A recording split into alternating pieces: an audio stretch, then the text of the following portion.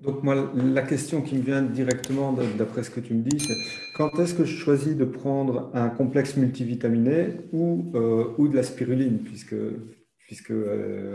tu les mets un peu en parallèle ou presque en parallèle. Oui, bon, c'est un peu, on va dire qu'on peut pas faire la comparaison entre les deux parce Mhm. que dans un multivitaminé, on trouve que des multivitamines et des minéraux oligo-éléments en général, alors que dans la spiruline, c'est beaucoup plus riche que ça. Et puis, on trouve aussi des protéines. Donc, si Mhm. dans ce cas-là, on a des carences, par exemple, qui sont des carences vitaminées, minérales, et aussi combinées avec un mauvais statut protéique. Donc là, probablement qu'on opterait, ça serait mieux d'opter pour la spiruline.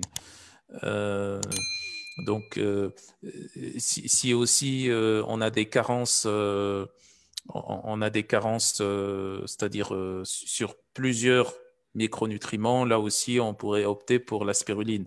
L'utilisation du multivitaminé, en général, est à visée préventive.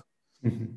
Préventive, c'est-à-dire on prévient des carences ou on garde, on va dire, on garde un statut suffisant en micronutriments, surtout vitamines, minéraux, Ouais. oligo-éléments, lorsque l'alimentation ne peut pas apporter suffisamment de ces micronutriments. Par contre, pour la spiruline, on peut l'utiliser dans les deux cas, mais surtout dans le cas où on a des déficits micronutritionnels et surtout aussi des déficits micronutritionnels associés avec des déficits en acides aminés.